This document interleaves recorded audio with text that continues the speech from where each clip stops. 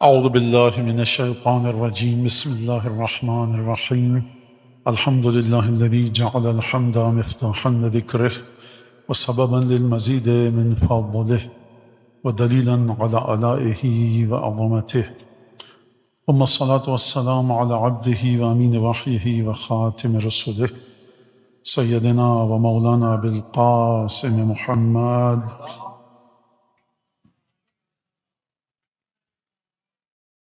وعلى أهل بيته الطيبين الطاهرين الذين أذهب الله عنهم الرجس وطهرهم تطهيرا.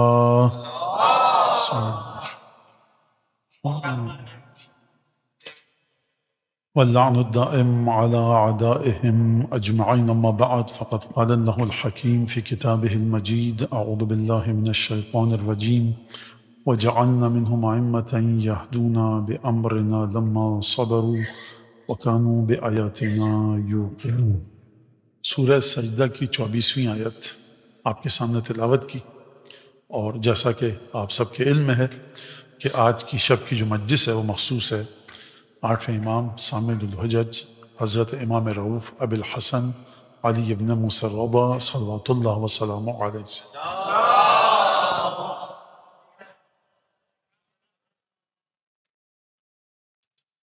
اس بات کو مد نظر رکھتے ہوئے کہ ہمارے پاس متواتر احادیث ہیں کہ ہر امام کے حق کی معرفت رکھ کر اس امام کو پہچانیں، اور اس امام کی معرفت کا حق رکھنے کا مطلب یہ ہے کہ اس امام کی زندگی میں جو حالات تھے، جن حالات میں امام نے امامت کے فرائض کو، ذمہ داریوں کو انجام دیا، جو مظالم ہر امام نے اپنے زمانے میں سہے اور برداشت کیے، کس طرح سے شاگردوں کی تربیت کی، ہر دور میں جو مومنین اور شیعوں کو جو حالات درپیش تھے وہ کس طرح سے ان مومنین کی ہدایت کی، اور خالص دین سے کس طرح سے اپنے زمانے کے مومنین کو متوسل اور متمسک رکھا، یہ گفتگو ہوتی ہے۔ حدیث ہمارے پاس ہے کہ من عرف حق علی، جس نے علی بن ابی طالب کے حق کی معرفت حاصل کر لی، وَلَمْ يَعْرِفْ حَقَّ الْأَئِمَّةِ مِنْ بَعْدِهِ، لیکن بقیہ ائمہ کی معرفت اس کے پاس نہیں ہے،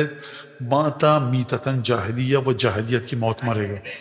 لہٰذا آپ کے پاس جامع کبیرہ میں جو لفظ آتا ہے وہ یہ آتا ہے کہ آپ پوری زیارت پڑھ چکے ہیں، آخری جملے ہیں جامع کبیرہ کے: پروردگار مجھے کیا عطا فرما، اجعلنی من المرحومین بشفاعتہم والعارفین بحقہم، پروردگار مجھے ان لوگوں میں سے قرار دے جن پر تو رحم کرے گا امام کی شفاعت کے صدقے میں، اور دوسرا جملہ یہ ہے کہ پروردگار مجھے ان لوگوں میں سے قرار دے جو تمام ائمہ کے حق کی معرفت، شناخت اور پہچان رکھتا ہے۔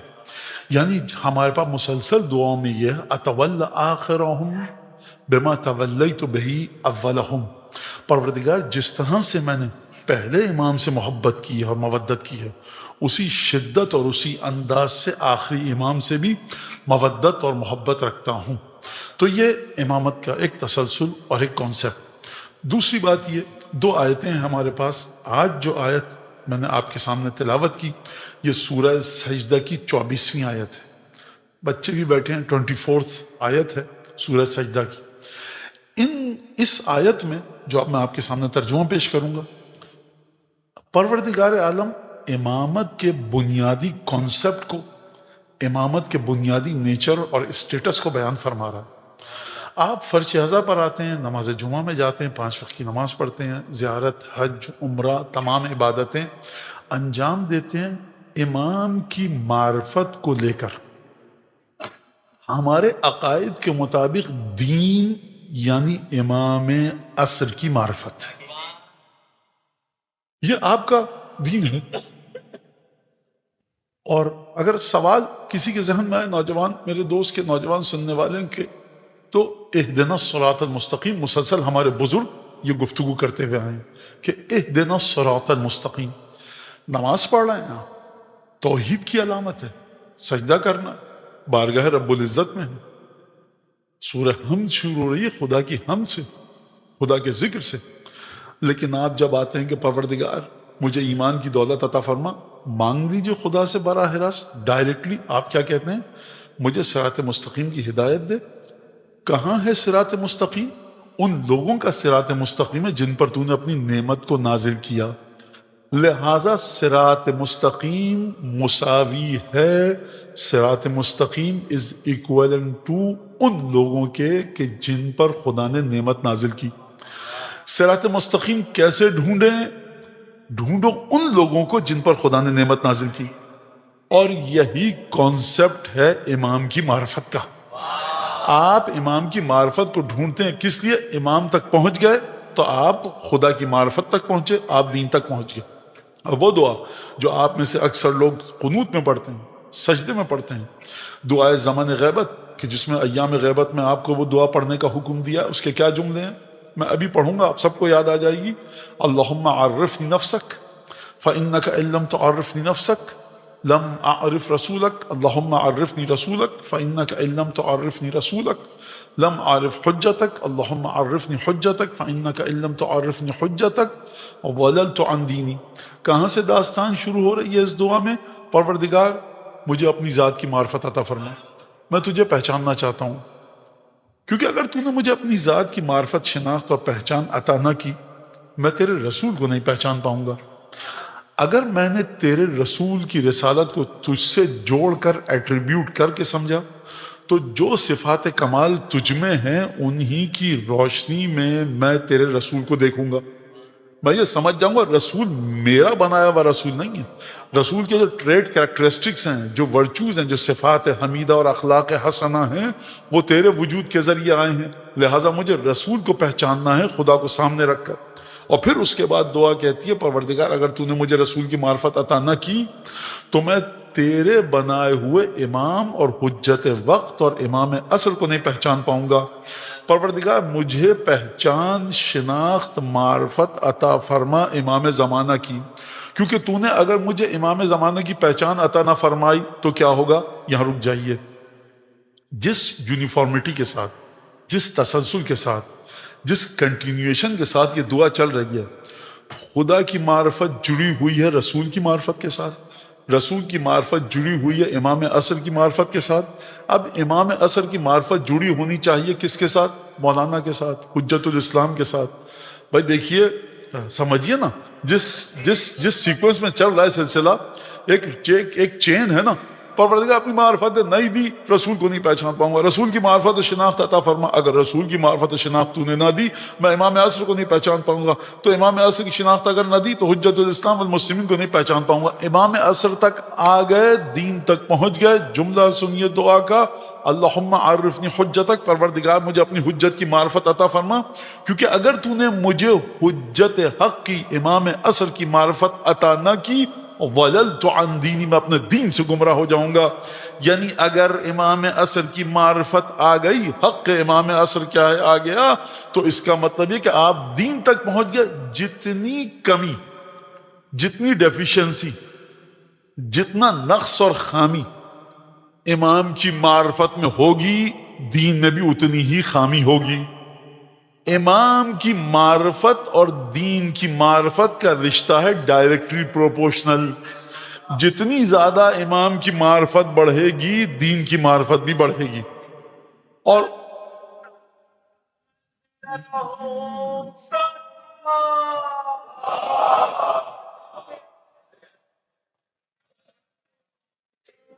اب امام کے بعد جتنے ذاکرین، خطبہ، علماء، قصیدہ خان جو آپ کو امام کی معرفت کا درس دیتے ہیں، مرثیہ پڑھنے والے، یہ اگر امام تک لے کر جائیں تو ان کے کاموں کی کوئی ارزش ہے، ورتھ ہے، پرائس ہے، پریشیس ہیں. لیکن اگر یہ کہیں اور لے کر جائیں تو ان کی کوئی حیثیت نہیں، کیونکہ دین ہے امام عصر. چھٹے امام سے پوچھے کہ ابن رسول اللہ مت توحید، ابن رسول اللہ بتائیے توحید ہے کیا؟ فرمایا معرفت و امام زمانے. توحید یہ ہے کہ اپنے امام وقت کو پہچانو. مولا غلو نہیں ہو گیا، یہ نصیریت نہیں ہو گئی. دوبارہ چلیے اسی جملے کی طرف جو تقریر کے بالکل شروع میں نے آپ کے سامنے پیش کیا. صراط الذین، ان کا راستہ کہ جن پر تو نے نعمت نازل کی. اصولاً شیطان کے ساتھ آپ کی جنگ ہے ہی یہ کہ آپ چاہتے ہیں صراط مستقیم تک پہنچنا، اور شیطان بیٹھا ہی صراط مستقیم پر ہے۔ جنگ کہاں پر ہوگی شیطان کے ساتھ آپ کی؟ اس صراط مستقیم تک پہنچنے میں۔ صراط مستقیم ہے کیا؟ بھائی اللہ کا سیدھا راستہ، عبادت کیجئے۔ نہیں، کون سی عبادت، کون سا حج، کون سا روزہ، کون سی نماز، کون سی خیرات، کون سی تلاوت؟ جو ان لوگوں کے ذریعے ہو جن پر تیرا انعام نازل ہوا۔ انعمتا، انعمتا کا مطلب کیا ہے؟ انعام۔ اس کا روٹ ورڈ کیا ہے؟ نعمت۔ یہ کہاں سے ڈھونڈو قرآن کے اندر کہ انعام کس کو ملا؟ جا کر پڑھیے چل چلاتی دھوپ میں پالانا شتر پر، الیوم اکملت لکم دینکم واتممت علیکم نعمتی، یعنی جس نماز کے طریقے میں علی اور اولاد علی کی برکت نظر آئے وہ صراط مستقیم ہے۔ جس حج اور عمرے میں، جن عبادتوں میں، جس نظر نیاز میں، جس صدقے میں، جس خیرات میں، جس تلاوت میں، ہر عمل صالح جو جناب امیر اور ان کی اولاد کی مودت کے ساتھ جڑ کر کیا جائے وہ عبادت ہے کہ انعمت علیہم کے اوپر ہے۔ اور انعمت علیہم کس کے ساتھ جڑا ہوا ہے؟ جناب امیر المومنین اور ان کی اولاد کے ساتھ۔ لہٰذا یہی وجہ تھی کوفے کا وقت ہے، کوفہ ہے، رات کا وقت ہے، امیر المومنین کی خلافت کا زمانہ ہے۔ آگے آگے چل رہے ہیں امیر المومنین، پیچھے کون ہے؟ کمیل۔ اور کمیل ابن زیاد نخعی، میں کیا تعارف پیش کروں، آپ سب جانتے ہیں۔ اچانک آواز آئی، کسی رات کی تاریکی ہے، رات کی تاریکی ہے، آواز امن ہوا قانت آناء اللیل، وہ شخص کہ جو عبادت کر رہا ہے رات کی تاریکیوں میں۔ یہ شخص جو رات کی تاریکیوں میں اٹھ کے عبادت کر رہا ہے کتنا متقی ہے۔ سردی گرمی کی بات نہیں کر رہی آیت۔ گرمیوں کے موسم میں رات کی تہجد مشکل ہے، کیوں؟ راتیں چھوٹی ہوتی ہیں۔ آپ 9 ساڑھے 9 بجے کھانا کھا رہے ہیں مغرب کی نماز پڑھ کے، اور 10 بجے تک سو رہے ہیں، بعض جگہ 2:30 بجے 3 بجے فجر کی اذان ہو رہی ہے، تو 1 گھنٹے پہلے اٹھیے، وضو کیجئے، تمام 2.5 3 4 5 گھنٹے کی نیند، تھکا ہوا انسان، مشکل ہے۔ سردیوں میں کیوں مشکل ہے؟ گرم بستر کو کون چھوڑے؟ اور اس زمانے کا کوفہ کہ جب نہ کولنگ سسٹم ہے، نہ آپ نے واٹر ہیٹر آن کیا، گرم پانی سے وضو کیا، گرم ہوا کا بلوور چلا دیا، ہیٹر، سکون سے، کوئی سردی کا مسئلہ نہیں، اس وقت کتنی مشکل ہوگی۔ تو یہ شخص جو آیت پڑھ رہا ہے، ایک دفعہ کمیل کہتے ہیں مجھے بڑی بھلی آواز لگی، اٹریکٹ کیا، جذب کیا اس آواز نے مجھے، دل میں خیال آیا کہ کتنا اچھا آدمی ہے، رات کو عبادت کر رہا ہے، کیا قرآن کی آیت پڑھ رہا ہے۔ جیسے ہی میرے دل میں خیال آیا، جناب امیر میری طرف مڑے، یعنی کمیل زبان سے بعد میں ذکر کریں گے کہ خود بخود دل کے خیال جناب امیر۔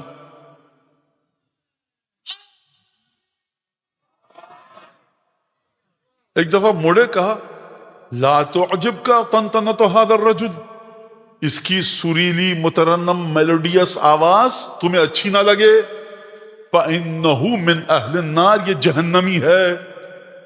بخدا رات کی تاریکی میں علی بن ابی طالب گھر کے دروازے کو دیکھ پائے تھے جو اس شخص کے جہنم ہونے کو دیکھ پائے؟ لہذا آپ یہ دیکھیے کہ پھر کمیل کہتے ہیں کہ جب نہروان کا واقعہ ہوا، امیر المومنین نے اپنے دشمنوں کو جو قتل کیا، اب وہ تفصیل کے ساتھ ہے، نہروان کی جنگ بچوں کو بتائیے گا کس طرح سے ہوئی، تو ایک لاشے کو ڈھونڈ رہے ہیں علی، وہ کہاں پر ہے؟ کہا کہ علی نہیں ملا، گئے، کہا یہ لاشا اٹھاؤ اس کو۔ جب اس کو اوندھا تھا، سیدھا کیا گیا، تو یہ وہی شخص تھا جو رات کی تاریکی میں قرآن پڑھ رہا تھا۔ قرآن کیا کرتا ہے؟ دلوں کا نور ہے قرآن۔ لو انزلنا هذا القرآن على جبل، سورہ حشر کی آخری آیت، آپ سب کو علم ہے کہ اگر ہم قرآن کی اس آیت کو نازل کرتے کسی بھی پہاڑ پر اس قرآن کو، تو وہ ریزہ ریزہ ہو جاتا۔ قرآن دلوں کا نور ہے۔ قرآن جس گھر میں پڑھا جائے فرشتے اس گھر کو دیکھتے ہیں، وہ دمکتا اور چمکتا ہے ستاروں کی طرح اہل آسمان کے لیے۔ کب دمکتا اور چمکتا ہے، کب نور لاتا ہے؟ کہ جب 12/5/14 کی ولایت ہو، ورنہ یہ صرف اور صرف الفاظ ہیں۔ لہٰذا یہ امامت کا کنسپٹ۔ اب آئیے سورہ سجدہ کی 24ویں آیت کی طرف اور سورہ انبیاء کی آیت کی طرف، دونوں آیتیں آپ کے سامنے پیش کروں اور پھر امام رضا سلام اللہ علیہ کی خدمت میں جائیں اور جو کچھ مناسب فضائل اس مقررہ وقت میں ہو سکتے ہیں۔ پہلی آیت سورہ سجدہ کی جو میں نے آپ کے سامنے پڑھی 24ویں آیت، وَجَعَلْنَا مِنْهُمْ أَئِمَّةً يَهْدُونَ بِأَمْرِنَا، ہم نے ان میں سے کچھ کو امام بنایا کہ یہدون بامرنا، یہ ہمارے امر کے ذریعے ہدایت کرتے ہیں۔ پہلی خصوصیت خدا نے بتائی، امامت تمہارے اختیار میں ہے ہی نہیں۔ جب تمہارے اختیار میں نہیں ہے تو اس کا کرائٹیریا بھی ہم نے تم کو نہیں دیا، جب تمہیں نہیں دیا تو کرائٹیریا کا تعین بھی تم نہیں کر سکتے۔ یعنی جب ہماری امامت کی گفتگو آئے تو فکر بشر پر خدا نے تالا نہیں لگایا، بلکہ فکر بشر کے سلسلے میں کہہ دیا رتی برابر بھی آگے بڑھے تو سزا ملے گی، تمہارا کام ہی نہیں ہے یہ۔ اب مثال دے دوں میں، ہاسپٹل تھا، ایکس رے ٹیکنیشینز تھا، وہ الٹرا ساؤنڈ کرتے تھے اور وہ کیا کیا سب ای سی جی اور وہ سب، وہ چلے گئے مولانا، وہ صاحب چلے گئے، کیا کریں؟ اب امام باڑے میں اتنے لوگ ہیں، کسی کو لے جائیے، بٹن تو دبانا ہے وہ، اور وہ کاغذ نکلے گا اس۔ مولانا آپ کو علم ہی نہیں ہے کہ ای سی جی نکلتا کیسے؟ ارے وہ بٹن میں نے گیا تھا، دیکھا تھا، بٹن دبا نکل آیا، اور اس کے بعد وہ ایکس رے ہوتا ہے، وہ جاتا ہے، کہتا ہے کھڑے ہوئیے، سانس روکیے، اور ایک بٹن دبتا ہے، وہ اس میں اتنا مسئلہ کیا ہے؟ کہتے مولانا اس کے اندر ٹیکنیکلٹی چاہیے، سیکھنا چاہیے۔ مولانا آپ کو پتہ ہی نہیں ہے کہ کرائٹیریا ہے کیا؟ تو صاحب آپ کو پتہ ہی نہیں۔ پہلی بات یہ کہ جعلنا منہم ائمہ، ہم نے امام بنایا۔ دوسری خصوصیت کیا ہے؟ یہدون بامرنا، یہ ہمارے امر کے ذریعے ہدایت کرتے ہیں۔ ان کے سامنے کوئی کتاب لے کر مت آنا۔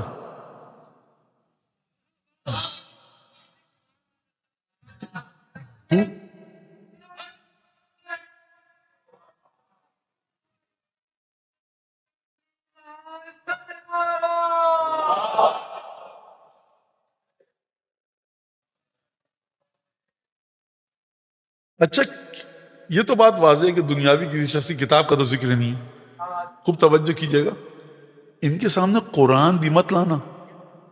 ہم یہ سمجھتے ہیں فرزند رسول، یہ آپ نے کیسے کہہ دیا؟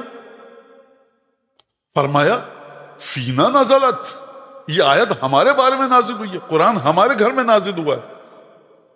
جعلنا منہم ائمۃ یہدون، یہ ہمارے امر کے ذریعے ہدایت کرتے ہیں۔ تیسری صفت لما صبروا، یہ مرحلہ صبر پر ہیں۔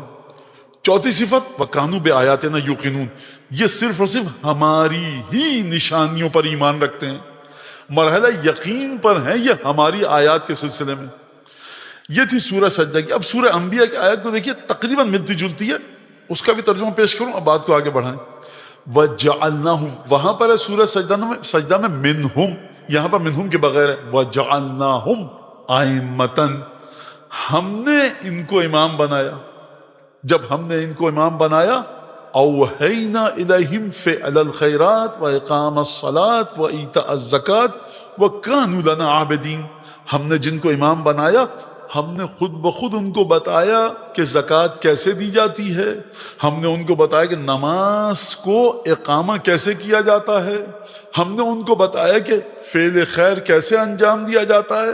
یہ جو بھی تم ان کے وجود میں عمل صالح دیکھ رہے ہو، یہ الف زبر آ بے زبر با کے ذریعے نہیں سکھایا انہوں نے، بلکہ ہم نے براہ راست سکھایا ہے۔ اور اس کے بعد اگلا جملہ اسی آیت کا سورہ انبیاء کی وَكَانُوا لَنَا عَابِدِينَ، خوب توجہ کیجئے گا، عابدین کا مطلب آپ سب جانتے ہیں، ظاہر سی بات ہے، آپ زن العابدین کے ماننے والے ہیں تو آپ سے بڑھ کر کون جانے گا۔ کانوا لنا عابدین، اس کا ترجمہ یہ نہیں ہے کہ جن کو ہم نے امام بنایا وہ ہماری عبادت کرتے ہیں، نہ، یہ آیت یہ نہیں کہہ رہی کہ یہ ائمہ ہماری عبادت کرتے ہیں، یہ آیت کہہ رہی ہے یہ صرف اور صرف ہماری ہی عبادت کرتے ہیں۔ یعنی کیا مطلب؟ کس کیفیت میں؟ تم سمجھو صرف نماز روزہ میں یہ ہماری عبادت کرتے ہیں، یہ میدان جنگ میں ہوں، یہ اپنے گھر میں ہوں، یہ نماز میں ہوں، ہر مرحلہ ان کا عبادت ہے۔ رکوع کی حالت میں اگر ان میں سے کسی کو زکوٰۃ دیتے ہوئے دیکھو تو اعتراض مت کرنا کہ رکوع میں خلل پڑا کہ نہیں پڑا، یہ جو کام بھی کرے وہ عبادت ہے۔ اور ایک میں اپنے بزرگوں کے سے ادھار لیا ہوا جملہ آپ کے سامنے پیش کروں، افعال منتظر ہیں کہ کب یہ کریں تو ہم عبادت بنیں۔ اور آپ امام کی طرف دیکھ رہے ہیں کہ کب امام یہ کام کریں تو عبادت بنے. لہذا خوب توجہ کیجئے اس بات کے اوپر کہ کس طرح سے پروردگار عالم گفتگو فرما رہا ہے. اب یہاں تک اگر آپ آ گئے تو اب آپ 8ویں امام کی خدمت میں چلیں بس جلدی سے. اب آپ ائمہ سے یہ کام ایسے کیوں کیا، وہ کام ایسے کیوں کیا، علی ابن یقین کو امام صادق نے خط لکھا تو یہ کام ایسے کیوں کیا، جب نہ رسول اللہ آپ کو متوکل نے بلایا اس کے پیر پر پھوڑا نکل چکا تھا، آپ نے اس کو شفا دے دی، کیوں کیا؟ دشمن کو بھی عطا فرما رہے ہیں، دوست کو بھی عطا فرما رہے ہیں، کیوں؟ کیونکہ دیکھو ہماری عادت ہے عطا. جنت جہنم کو سمجھنا ہے تو ہماری مودت کے ذریعے سمجھنا، ہماری عطا کے ذریعے مت سمجھنا.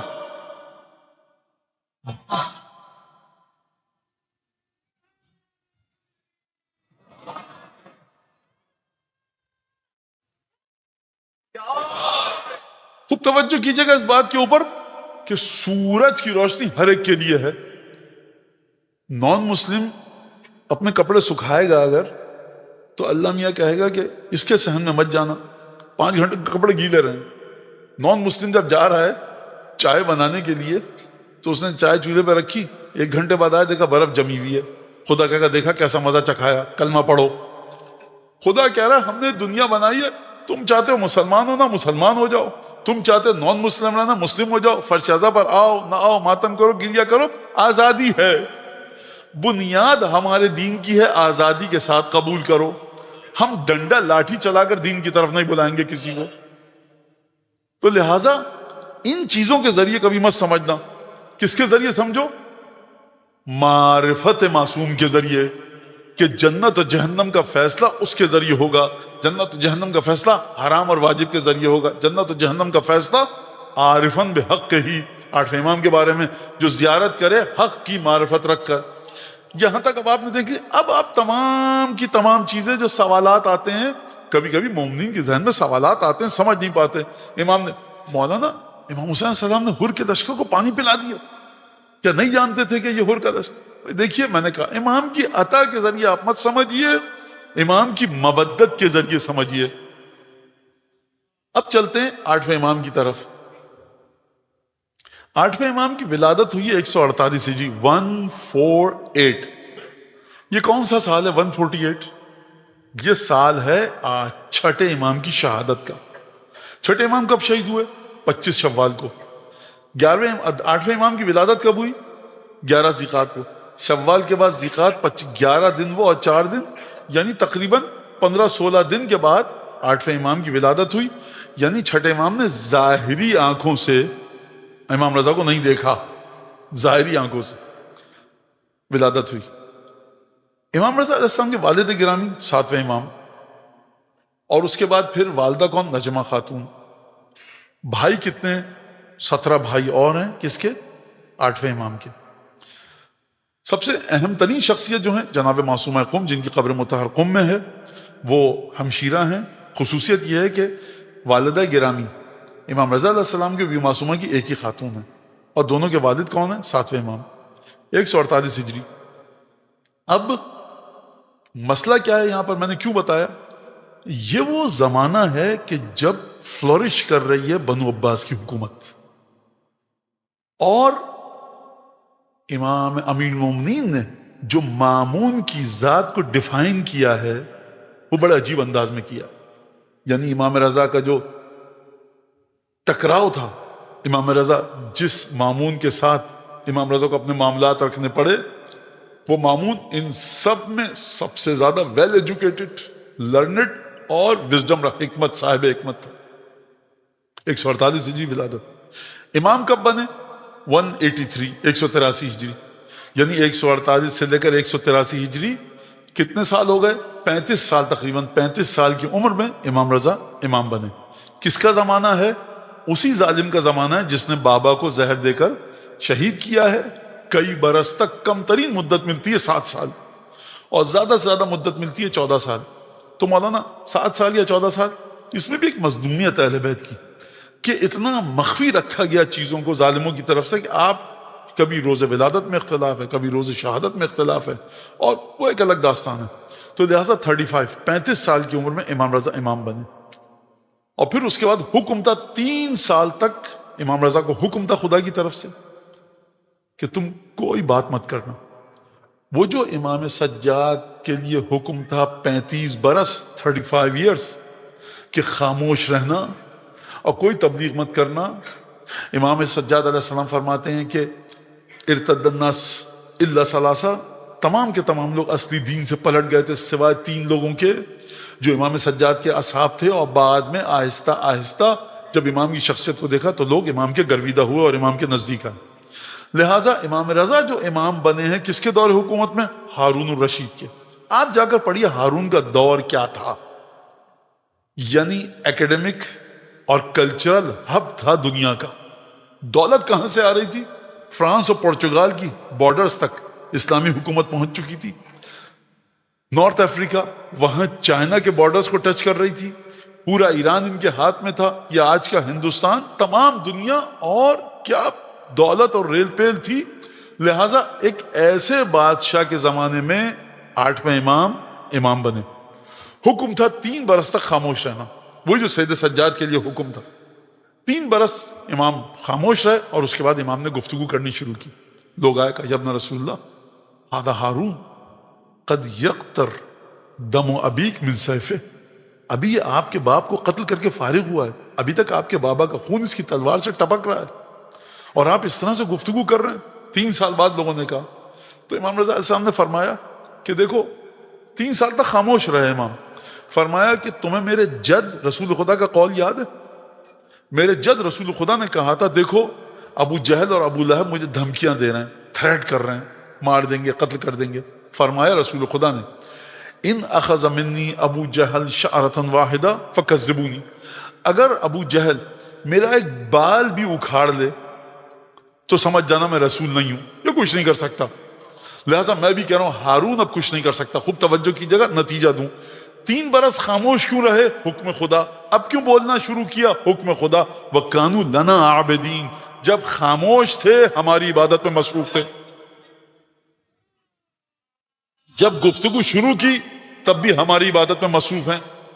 لہٰذا وظائف الابرار آپ سب کے گھر میں ہے، وہاں پر جا کر دیکھیے درود توسی ہے۔ درود توسی میں آپ کیا پڑھتے ہیں 12ویں آقا کے بارے میں؟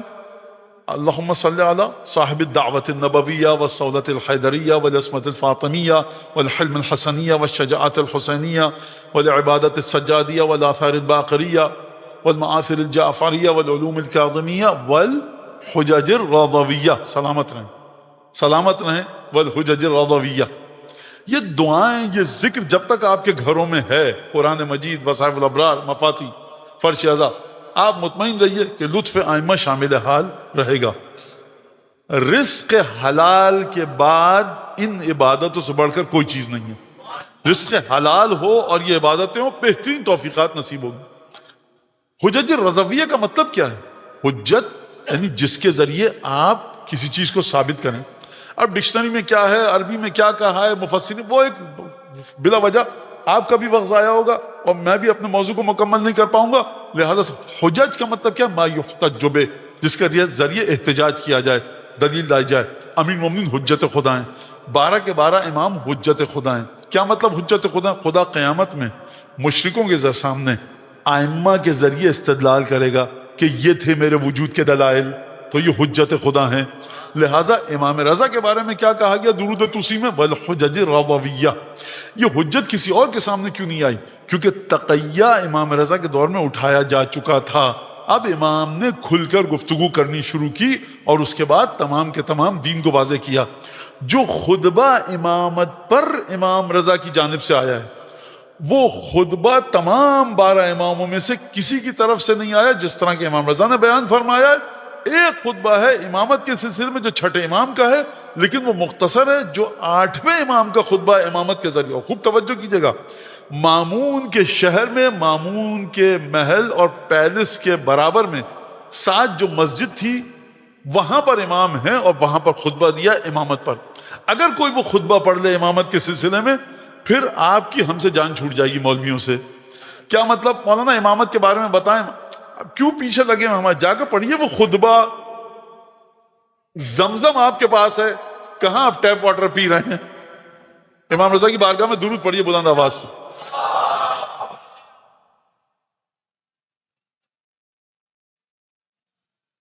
یہ کہاں پر بیٹھ کے گفتگو فرما رہے ہیں؟ مامون کے شہر میں نہیں، مامون کے محلے میں، اس کے محل کے ساتھ مسجد ہے. جب امام کو بلایا گیا تو وہ ایک واقعہ وہ میں بھی اس طرف آتا ہوں، تو لہٰذا امام نے خطبہ دیا وہاں پر امامت کے بارے میں، اب ایک ایک چیز تفصیل کے ساتھ امامت کے بارے میں گفتگو کی. اب یہاں پر امام رضا علیہ السلام کے سلسلے میں جو ایک واقعہ ہوا ہے وہ یہ کہ امام کو بلایا گیا مدینے سے خراسان. آپ جانتے ہیں کہ 9ویں امام، 7ویں امام، 8ویں امام، 9ویں امام، 10ویں امام، 11ویں امام، یہ 5 امام ہمارے ہیں کہ جن کو بلایا گیا جبرن، مدینے سے باہر بلایا گیا. امیر المومنین بھی مدینے سے باہر قبر مطہر ہے، لیکن امیر المومنین اپنی مرضی سے گئے تھے، کیپٹل کو ٹرانسفر کیا تھا کیونکہ جمل کا واقعہ پیش آیا تھا اور مولا کو وہیں پہ بصرے کے پاس جا کر جنگ کرنی تھی. اور دوسری وجہ یہ تھی کہ یمن سے بہت سارے چاہنے والے آ گئے تھے کوفے، اور امیر المومنین کو وہاں پر جو ایک انسانی مدد کی ضرورت تھی، اور ظاہر سی بات ہے کہ ناصرین کے حوالے سے تو وہ وہاں پر بہرحال وہ ایک الگ قصہ ہے. امام کو بلایا گیا. کبھی مامون نے امام کو بلایا. ایک دفعہ تاریخ میں ملتا ہے متوکل بلا رہا ہے کس کو؟ 10ویں امام امام علی نقی علیہ السلام کو. کبھی امام موسیٰ کاظم کو بلایا جا رہا ہے، قید کیا جا رہا ہے. 9ویں امام کو بلایا جا رہا ہے، قید کا نام نہیں ہے لیکن حقیقتاً وہ قید ہی ہے. تو یہ مدینے سے باہر نکالتے کیوں تھے؟ اس کی بہت ساری وجوہات ہیں. ایک وجہ میں آپ کو بتاؤں، متوکل نے خط لکھا 9ویں امام کو، 10ویں امام کو کہ آپ آ جائیے کہاں پر؟ سامرہ. اور بڑے احترام سے، جیسے بہت محبت کرتا ہے، بہت مودت کرتا ہے، جیسے بڑا کوئی خالص شیعہ ہے 10ویں امام کا. لیکن اس کے پیچھے نیت کیا تھی؟ جو امام تھا مسجد نبوی میں عباسیوں کی طرف سے، اس نے کہا اگر تم چاہتے ہو اے امیر المومنین متوکل صاحب، اگر آپ چاہتے ہیں کہ آپ کی حکومت بچے تو علی نقی کو مدینے سے باہر اپنے پاس بلا لو. یہ جملہ، اس سے کیا سمجھتے ہیں کہ امام متوکل کی حکومت کو گرانے کی کوشش کر رہے تھے. صحیح سمجھ میں آتا ہے. جب آپ تاریخ میں پڑھتے ہیں تو کہیں آپ کو ثبوت نہیں ملتا، ایویڈنس آپ کے پاس ہے نہیں کہ امام نعوذ باللہ من ذالک خاکم بدہن کو ریوالٹ کر رہے ہوں. امام کے لحاظ سے مناسب لفظ نہیں ہے، میں ان کی زبان میں، دشمنوں کی زبان میں بات کر رہا ہوں. امام نعوذ باللہ بغاوت کرنا چاہتے ہیں، الیاذ باللہ. ثبوت آپ کو ملتا نہیں ہے. حرم کا امام مسجد نبوی کے خط لکھ رہا ہے کہ تمہاری حکومت اگر بچانا چاہتے ہو تو علی نقی کو اپنے پاس بلا لو. ثبوت تو پھر یہ کیوں کیا اس نے؟ وجہ یہ تھی کہ امام حکومت نہیں گرانا چاہتے تھے. ثبوت نہیں ہے تاریخ میں کہیں پر بھی، کسی بھی کتاب میں. جب علی نقی جیسی ہستی مدینے میں ہوگی جس کی بیٹی کی شادی نہیں ہو رہی، وہ کہے گا اے علی نقی دعا دے دیجئے بیٹی کی شادی ہو جائے.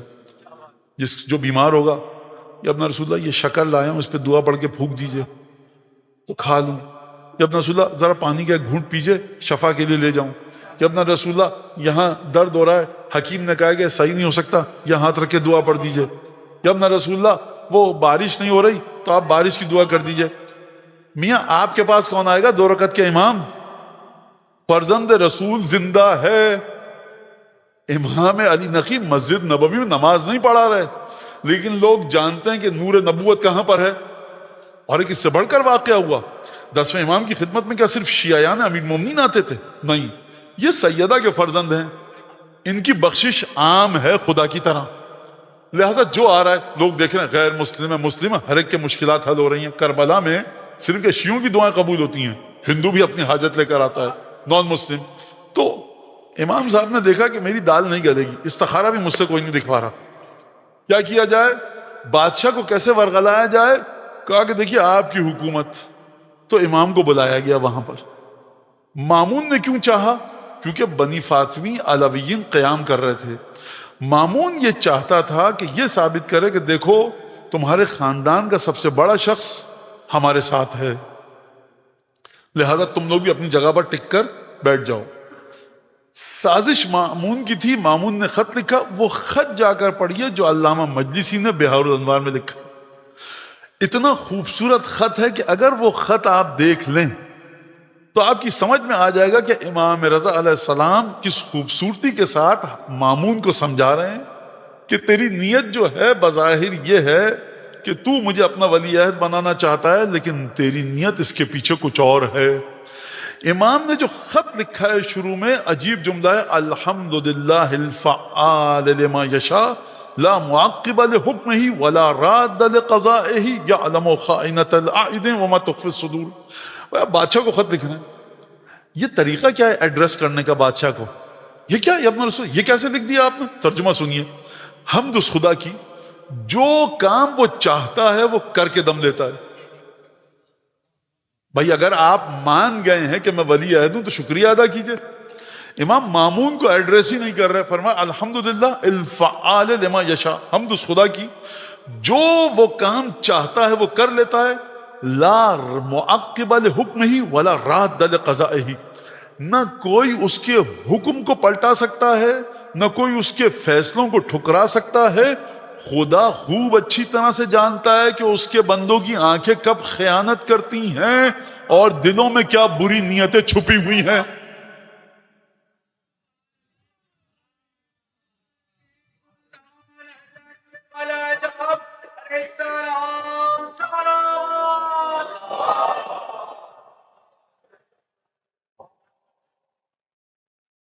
یہ امام مامون کو بتانا چاہتے ہیں کہ مجھے پتا ہے کہ تیرا ارادہ کیا ہے۔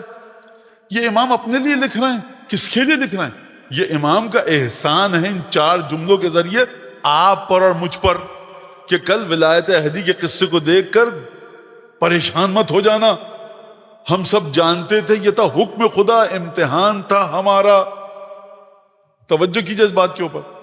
اور اس کے بعد بڑا طویل خط لکھا، اور جو بیچ میں ہے، لا اسفک دمن حرامن ولا احل الفرجن، نہ میں کسی ایسی لڑکی کا کسی ایسے مرد سے نکاح پڑھاؤں گا جس کو خدا نے حرام کیا ہوا ہے۔ آپ مجھے بتائیے کہ کوئی سوچ سکتا ہے کہ کوئی اسلامی دنیا میں کوئی کہے کہ مولانا میرا اس لڑکی سے نکاح پڑھا دیجیے، اگرچہ اس لڑکی سے میرا نکاح پڑھانا، اس خاتون سے نکاح پڑھنا حرام ہے، لیکن تب بھی آپ نکاح پڑھا دیجیے۔ ایک کم ترین علم رکھنے والا مسلمان جانتا ہے کہ مولانا کے الفاظ کے ذریعے وہ لڑکی حلال نہیں ہوتی۔ محرم اگر نکاح کی قابلیت رکھتی ہے تو یہ چار بول عربی کے مفید ہیں۔ ایک جانور ہے جس کا ہم نام نہیں لیتے، کھاتے بھی نہیں ہیں، لاکھ آپ قبلے کی طرف لٹا کر اس کو آپ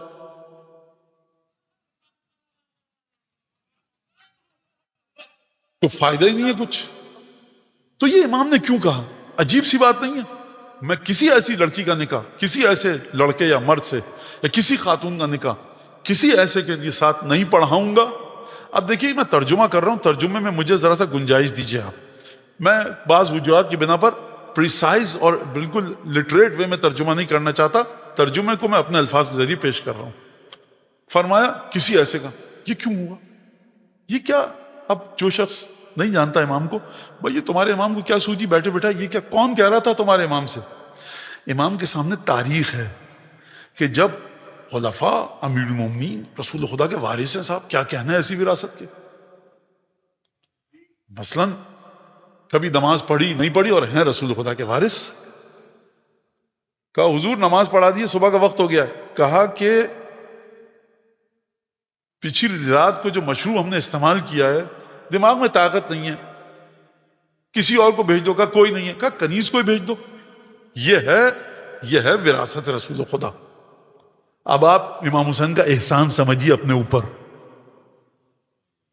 کہ اگر امام حسین بیعت کر لیتے تو کہا جاتا حضور امیر المومنین جزید صاحب مسئلہ یہ ہے کہ اس دفعہ رمضان آ رہا ہے جولائی میں، اچھا یہاں کا جولائی نہیں، ادھر کا جولائی، جو ناردرن ہیمسفیئر کا، یہ تو آپ لوگ سدرن میں بیٹھے ہیں، ادھر کا انڈو پاک کا جہاں سے آپ سب ہیں، جولائی میں آ رہا ہے حضور رمضان، کیا کریں؟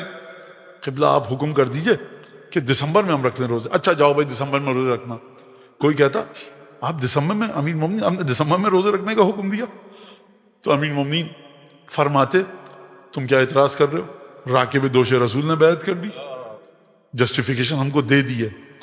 حضور حج آ رہا ہے جون کے مہینے میں، بڑی گرمی ہے، کہا کیا کریں؟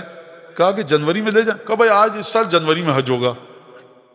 بھائی دیکھیے اس سال جو ہے وہ بچی کی شادی اور فلاں فلاں ہم زکوٰۃ بالکل نہیں دینا چاہتے. کہا بھائی مت دو.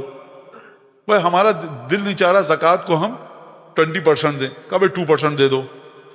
جو ہوتا اچھا تھکے ہوئے ہو 3 رکعت کی بجائے 1 رکعت مغرب کی پڑھ لو. یہ کیا کر رہے ہیں آپ؟ بھائی دیکھو حسین ہماری بیعت کر چکا ہے اور حق ہم کو سونپ چکا ہے. لہٰذا سید الشہداء نے جو حکومت سے اس حق کو چھینا کہ دین میں تحریف کا، اس میں جو بھی رسول کا کلمہ پڑھتا ہے احسان ہے اس پر حسین ابن علی کا. چاہے آپ ہاتھ باندھ کے نماز پڑھیں، چاہے ہاتھ کھول کے، چاہے ٹکیا رکھ کے پڑھیں مٹی کی یا بغیر ٹکیا کے، وہ آپ کا طریقہ ہے. آپ کو خدا کو جواب دینا. میں یہاں پر نماز کے اختلاف کو سلجھانے نہیں آیا. ممبر ہے سید الشہداء کا مجلس کے لیے مودت اہل بیت کو بنیادی واجب قرار دینا. وہ آپ خدا کو جواب دیں گے. بحث یہ نہیں ہے، بحث یہ کہ سید الشہداء نے جو کام کیا کس انداز سے کیا. زیارت اربعین کی جملہ آپ کے سامنے کیا، حق چھین لیا کہ تم دین میں تحریف نہیں کر سکتے. لاکھ ہم کو برا کہو، قتل کر دو، ٹس سے مس نہیں ہو سکتا ذی الحج کا حج، رمضان کے روزے. آپ چاہے سورج ڈوبنے کے ساتھ روزہ کھولو یا تاریکی چھانے کے بعد روزہ کھولو، روزہ جو رکھ رہے ہو نا تم، یہ سید الشہداء کی شہادت کا ادنا سا صدقہ ہے.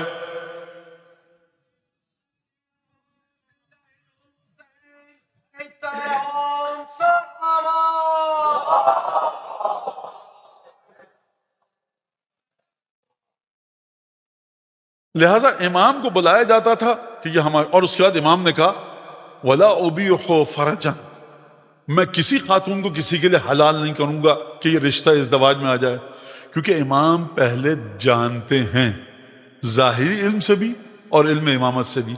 ظاہری علم سے جانتے ہیں پچھلے واقعات، اور علم امامت سے جانتے ہیں ان امیر المومنین کی نیتوں کو.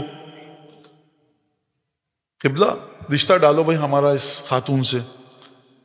کہا کہ حضور یہ اس کی ماں آپ کی زوجہ ہے.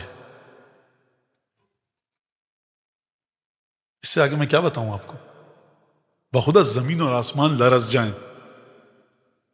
کہا کہ نہیں کسی طرح سے جائز کرو. یہ نہیں کروں گا میں. ولا اسفک دمن حرامن، ناحق کسی کا خون نہیں بہاؤں گا، میں اپنے مطابق فیصلہ کروں گا. خوب توجہ کیجیے گا، رک جائیے گا. آپ کو یہاں پر وہ عطر محسوس نہیں ہو رہی، خوشبو جناب امیر کے اس جملے کی جب بزرگان مدینہ آئے؟ کہا کہ علی دیکھو خلیفہ کو قتل کر دیا گیا ہے اور سب کی نگاہ انتخاب تم پر ہے. امیر مومنین اگر 2 جملے مان لیتے تو تیسرے خلیفہ ہوتے. اچھا آپ سمجھتے ہیں کہ امیر مومنین چوتھے خلیفہ ہیں؟ امیر مومنین کی جو خلافت ہے وہ چوتھی خلافت نہیں ہے، وہ تاریخ کی مجبوری ہے، وہ مسلمانوں کی قسم پرسی ہے. خلیفہ تب بھی نہیں مانا ہے مسلمانوں نے اس دور کے، یہ مجبوری تھی کہ علی بن ابی طالب کو ماننا پڑا. اور چوتھی خلافت کا غدیر سے کوئی تعلق نہیں ہے، غدیر سے کوئی. امیر المومنین ایک حاکم بنائے گئے ڈیموکریٹک وے میں. خوب توجہ کیجیے گا، ایک الگ بحث ہے، اس کو میں نہیں چھیڑنا چاہ رہا. آپ کو خوشبو امام رضا علیہ السلام کے جملوں کی کہاں پہ مل رہی ہے؟ کہا کہ علی تیسرے خلیفہ بن جائیے آپ، دوسرے خلیفہ قتل ہو گئے اور جہاں بحق ہو گئے اور یہ سب سلسلہ ہے. اگر آپ قرآن پہ چلیں گے؟ کہا کہ ہاں. کہا کہ رسول خدا کی سنت پہ چلیں گے؟ کہا کہ بالکل چلوں گا. کہا کہ جو بزرگان پچھلے جو 2 گئے ہیں ان کی بھی سنت پہ چلیں گے آپ؟ اکابر صحابہ میں سے بزرگ ہیں. کہا کہ قرآن اور سنت رسول خدا نعم، لیکن پچھلے بزرگوں کی سیرت نہیں. امام رضا کیا فرما رہے ہیں؟ کوئی حرام کام جو فیصلہ ہوگا اپنے علم کے مطابق قرآن سے کروں گا.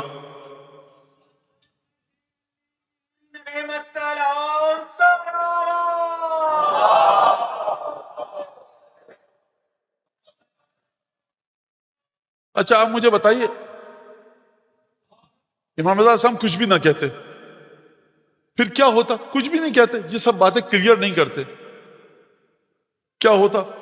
یہ امام کا آپ پر احسان ہے کہ آپ سر اٹھا کر چل سکتے ہیں آج کے معاشرے میں. خوب توجہ کیجیے گا اس بات کے اوپر، میں اس پر زیادہ تفصیل سے نہیں رکوں گا. اور پھر اس کے بعد امام نے فرمایا کہ دیکھو یہ جو تم نے تمام چیزیں کہی ہیں تفصیل کے ساتھ ذکر کیا. امام رضا کے بہار میں کہاں ملے گا؟ امام رضا علیہ السلام کا جو چیپٹر ہے بہار الانوار میں، وہاں پر آپ کو ملے گا. بہار الانوار میں جلد نہیں بتائی جاتی 22ویں 25ویں، کیونکہ اتنے سارے پبلشرز ہیں اور اتنے مختلف فونٹ ہیں ایک جو میرے پاس فرض کیجئے بہار ہے، اس میں بتاؤں، فرض کیجئے کہ 18ویں جلد کے صفحہ نمبر، آپ کے پاس دوسری بہار ہے، تو اس میں آپ ڈھونڈتے رہ جائیں کہ مولانا نے غلط بات کر دی، دیکھو ہے ہی نہیں یہاں پر. تو بہار میں چیپٹر بتایا جاتا ہے امام رضا علیہ السلام کے چیپٹر میں، وہاں پر خط موجود ہے جو مامون نے لکھا اور امام نے پھر مامون کو لکھا. پھر اس کے بعد امام نے خط کے آخر میں گفتگو کی کہ تم مجھے ولایت عہد دینا چاہتے ہو اور یہ سب باتیں، اور امام نے بڑی تفصیل کے ساتھ بات کی، اور آخر میں ایک جملہ کہا کہ تم یہ کہہ رہے ہو، اپنے الفاظ میں سمجھا رہا ہوں کہ تم یہ کہہ رہے ہو تمہارے جانے کے بعد حاکم میں بنوں گا، خلیفہ میں بنوں گا. تو امام نے ایک جملہ بڑا خوبصورت لکھا، والجامعہ والجفر یدلان علی ود ذالک. ہمارے پاس ایک علم ہے، اس کا نام ہے علم جفر، دوسرا ہمارے پاس علم ہے علم جامع. وہ دونوں کہہ رہے ہیں کہ یہ واقعہ ہو نہیں سکتا، تو میرے بعد مرے گا. یعنی یہ مت سمجھنا کہ تم نے پیشکش کی، علی بن مرتضیٰ تیار ہو گئے، ہم جانتے ہیں کہ تم میرے بعد مرو گے. یہ جملہ وہاں پہ ارشاد فرمایا. اور جب گئے کہا کہ محل میں، کہا ایک اور شرط ہے. کیا شرط ہے؟ تمہارے محل میں نہیں رہوں گا، مسجد میں رہوں گا. یہ کیا بات ہوئی؟ تم یہ چاہتے ہو کہ محل میں کمرہ دے کر جاسوس رکھو، قید میں رکھو، اور دنیا میں مشہور کو دیکھا بڑا زاہد بنتے تھے، عابد بنتے تھے، ان کے دادا پردادا ایسے تھے، یہ ہمارے ساتھ محل میں رہ رہے ہیں. امام نے شرط رکھ دی مسجد میں رہوں گا. یا اپنا رسول اللہ مسجد میں رہیں گے تو مسجد کے تقاضے کچھ اور ہیں، مسجد میں آپ کیسے رہیں گے؟ جواب آئے گا انما یرید اللہ.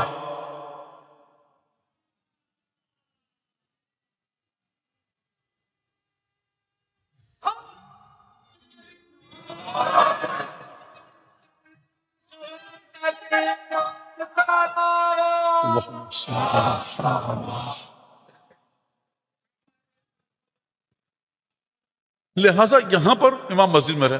ایک اور منصوبہ بنایا گیا کہ جب امام غزہ تناول فرمائیں گے، وزیر، ایڈوائزر، یہ سب آ جائیں گے اور کہا جائے گا دیکھو یہ ایلیٹ کلاس میں بیٹھنا چاہتا ہے. سازشیں وہاں سے ہو رہی ہیں، یہاں پر امام اپنے علم غیب کے ذریعے ثابت کر رہے ہیں دیکھو یہدون بامرنا، ہم وہاں سے ہدایت لے کر چلتے ہیں، کتاب پڑھ کے ہم نہیں چلتے. امام نے اس کا کیا توڑ کیا؟ لوگوں کی نظر میں بات کر رہا ہوں، امام نے اس کا مقابلہ کیسے کیا؟ کہا کہ جتنے غلام ہیں ساتھ بیٹھیں گے دسترخوان پر. اب منسٹر صاحب آ رہے ہیں، دیکھا نوکر بیٹھے، کہا کہ بھائی ان کو ہٹائیے. کہا کہ یہ بھی اللہ کے بندے ہیں، انہی کے ساتھ بیٹھنا ہے تو بیٹھ جاؤ، ورنہ بسم اللہ اپنے گھر میں کھائی. اپنے الفاظ میں کہو، امام کی حدیث نہیں بتا رہا. تو امام نے اس طرح سے دور کیا لوگوں کو. کیا مطلب؟ اور فرمایا کہ دیکھو نہ کسی کو کسی عہدے پر اپوائنٹ کروں گا، نہ کسی کو ٹرمینیٹ کروں گا. یہ تمام کے تمام کام امام نے کیے. یہ مامون کے ساتھ مقابلہ کیا. اور پھر اس کے بعد اب کیا کیا جائے؟ حجج الرضویہ، امام کے مناظرے کروائے گئے. یہودیوں کے سب سے بڑے عالم کو بلایا گیا، جاسلیق کو بلایا گیا، آرچ بشپ کو جو اس زمانے کا تھا بلایا گیا، اور سابعین کہ جو ایک دین تھا، مذہب تھا اس وقت، ان کو بلایا گیا. اور واقعہ بڑا عجیب ہے. میں جس شخص کی، جس ہستی کی، جس ذات والا صفات کی زبان سے سنا یہ قصہ، حضرت آیت اللہ عظمیٰ الحاج الشیخ وحید خراسانی حفظہ اللہ وادام اللہ ذلہ، ان کی زبان سے سنا ہے میں نے، آپ کو بھی بتا رہا ہوں انہی کی زبان سے. وہ فرماتے ہیں کہ میر فندرسکی بہت بڑے عالم تھے، 400 سال پہلے. علامہ مجلسی کے اساتید کی عمر میں ہیں یہ، علامہ مجلسی کے زمانے میں، لیکن استاد، یعنی کہ ان سے عمر بڑی ہے. تو ہندوستان گئے تھے، بہت طویل قصے ہیں. ہندوستان گئے اور کافی انہوں نے کرامتیں اور معجزات دکھائے، جس کے بعد لوگوں کو دعوت دی. کس کے زمانے میں گئے تھے؟ تقریباً آپ سمجھ لیجیے 11ویں اور 12ویں صدی میں. جب میں سمجھتا ہوں کہ شاید اکبر یا بابر کی حکومت ہوگی، اکبر کی حکومت ہوگی، یا میں یہ سمجھتا ہوں کہ شاہجہاں کی، اب مجھے اس وقت اندازہ نہیں ہے اور ذہن میں نہیں آ رہا. آپ سمجھ لیجیے کہ اسلامی لحاظ سے 11ویں اور 12ویں صدی میں گئے. دیکھا ایک جگہ گزر رہے ہیں شاگردوں کے ساتھ. اب یہ میر فندرسکی، سید فندرسکی اپنی ذات میں ایک پورا نجف اور قم ہے. گئے، ایک دفعہ دیکھا بھیڑ لگی ہے. کہا یہ بھیڑ یہاں کیوں لگی ہے؟ کہا وہ پہاڑی پر ایک مسٹک، ایک تپسیا، ایک جوگی رہتا ہے جو کہ تمام کے تمام ریاضتیں کر رہا ہے، اور وہ سال میں ایک دفعہ نیچے آتا ہے اپنی عبادت کو چھوڑ کر. بیچ میں اگر ہم اسے نیچے لانا چاہیں تو اس نے کہا کہ انسان آئے تب مجھے بلانا. ہر شخص کو تو وہ انسان سمجھتا ہی نہیں ہے، اس کو سمجھتا ہے کہ جس کے پاس روحانی طاقتیں ہوں، علم ہو، فضل ہو، کمال ہو. اور کسی بھی مذہب کو، ہندو ہو، سکھ ہو، نان مسلم ہو، جب وہ مسٹک ہے، وہ مسٹسزم پہ چل رہا ہے اور وہ میڈیٹیشن کر رہا ہے تو اس کو سمجھ میں آ جاتا ہے اس کا دین سے کوئی تعلق ہے نہیں اتنا زیادہ. تو کہا میر فندرسکی شیعوں کا اتنا بڑا عالم اور فلاں فلاں فلاں علوم آتے ہیں، اس کو بلا کر لاؤ. تو وہ آیا، لوگ سہارا دے کر تخت پر ایک بٹھا کر چارپائی پر لائے اور اس کی بھویں تک سفید ہو کر پپوٹے ڈھلک چکے تھے. اور اس کو شاگردوں کا یہ ہے. اس نے میر فندرسکی کی طرف دیکھا، کہا یہ انسان ہے جس کے لیے مجھے نیچے بلایا؟ کہا کہ جی. کہا انسان یہ نہیں ہے، انسان کے کمال پر وہ تھا کہ جس سے ہمارے بڑوں نے مامون کے دربار میں ملاقات کی. اب میر فندرسکی بھی چونکے یہ بتا کیا رہا ہے؟ کہ ہماری کتابوں میں لکھا ہوا ہے کہ ہمارے پاس خراسان سے خط آیا کہ اپنے ملک ہندوستان سے جو بہترین تمہارا مسٹک ہے، مسٹسزم اور جو میڈیٹیشن کر رہا ہے، اس کو بھیجو. مناظرہ کرنا ہے، ایک شخص کو شکست دینی ہے مناظرے میں. اور یہودیوں کا سب سے بڑا عالم، عیسائیوں کا سب سے بڑا عالم، ہر 5 یا 6 مذاہب کے بڑے سب سے ماہر علماء کو بلایا گیا ہے ایک آدمی کے ساتھ مباحثہ کرنے. اچھا مباحثہ کا نتیجہ کیا نکلے گا چھوڑ دیجئے، آپ بوکھلاہٹ تو دیکھیے. ایک آدمی ہے، 5 لوگوں کو بلا رہے ہو لڑنے کے لیے. اگر سمجھتے ہو کہ نعوذ باللہ ان پڑھ اور نادان و جاہل ہے الیاذ باللہ، تو کسی بھی ایک پروفیسر کو بلا لو، وہ ہرا دے گا. نہیں، 5 یا 6 کو بلایا. کہا کہ ہم جب گئے تو ایک باغ میں مامون موجود تھا. ہمارے جب بڑے گئے کتابوں میں لکھا ہے.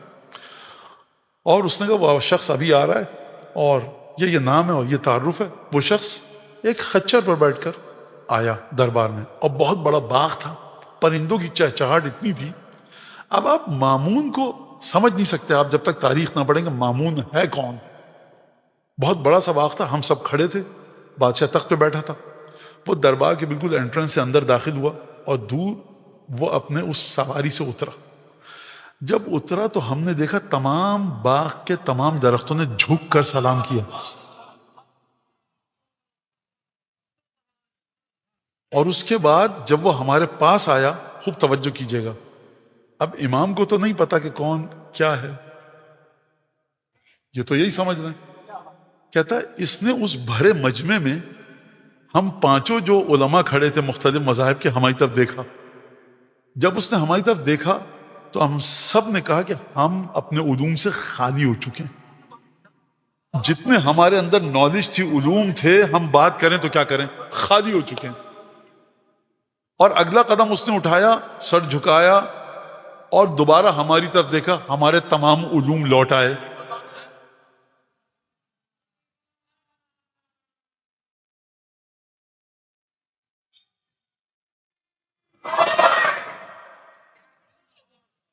میں ایک سوال کروں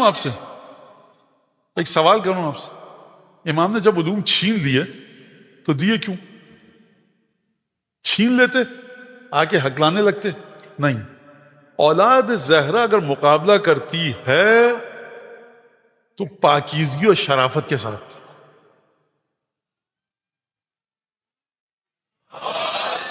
یہ پانی بند کر دینا یہ گھٹیا اور غلیظ خاندانوں کی اولادوں کا کام ہے.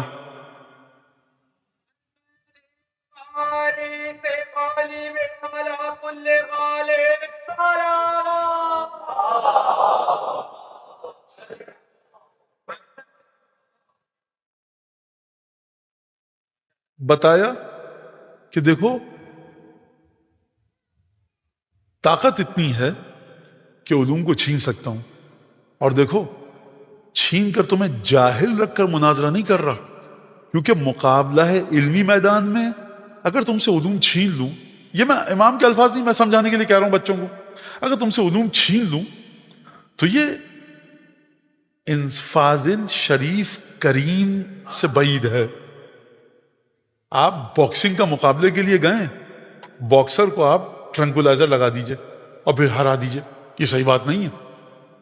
اس کے آپ پانی میں سلیپنگ پلز ملا دیجئے 8-10 گولیاں ٹیبلٹس ملا دی بلڈ پریشر کو لو کرنے والی، بیچارہ وہ اپنا مکہ اپنا فسٹ اپنے اٹھا ہی نہیں پائے گا. وہ ہار جائے گا اور صاحب مولانا صاحب جیت گئے. یہ گھٹیا کام ہے. لیکن تمہیں طاقت دکھا دی ہے، دیکھو میں ہوں کون. اور میرے خیال سے میں یہ سمجھتا ہوں اب بھی وقت ہے، کہہ دو کہ نہیں کرنا، اور دوبارہ علوم دے دیے.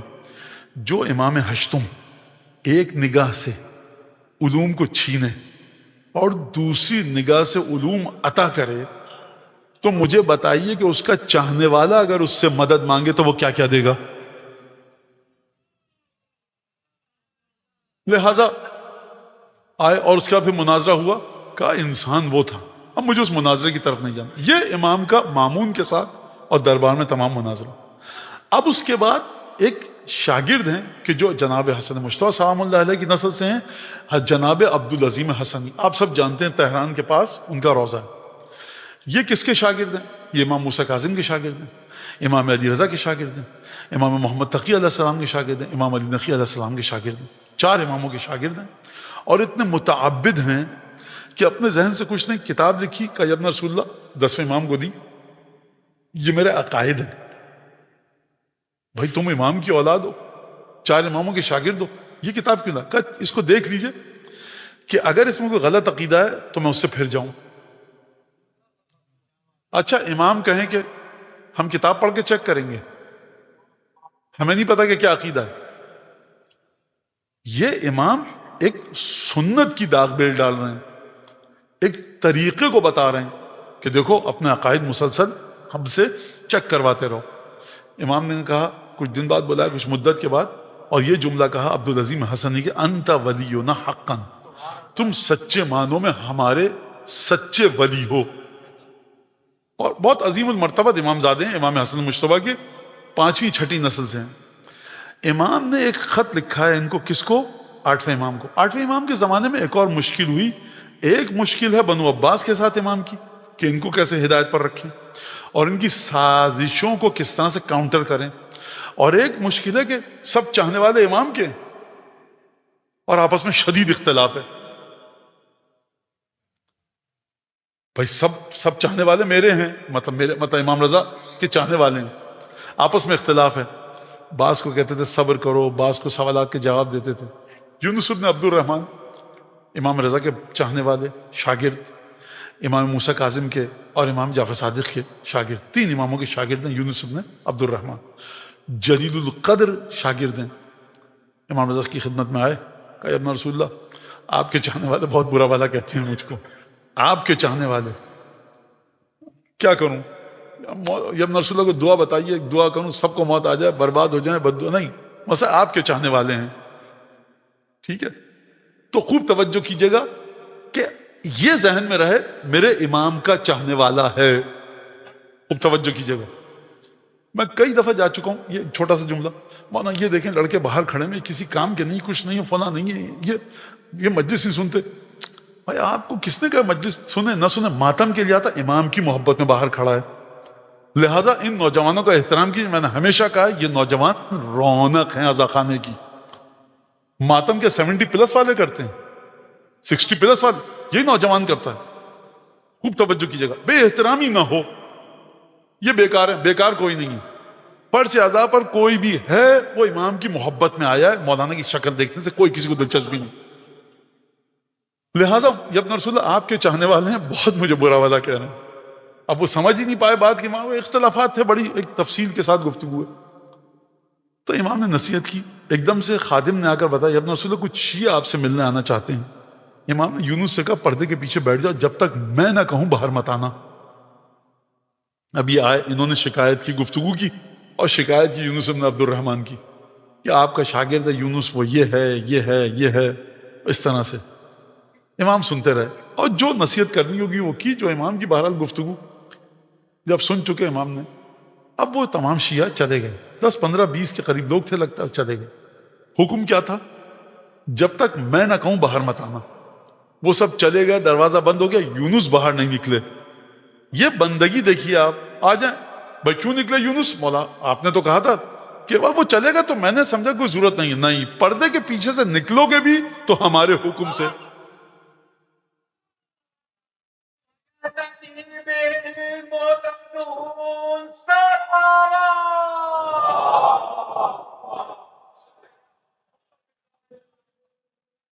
اچھا امام ان کو ڈانٹ دیتے، تمیز نہیں ہے تمہیں، میرے دادا کا میرے بابا کا شاگرد ہے، تم لوگ بدبخت ہو، اس کے بارے میں کہہ رہے ہو؟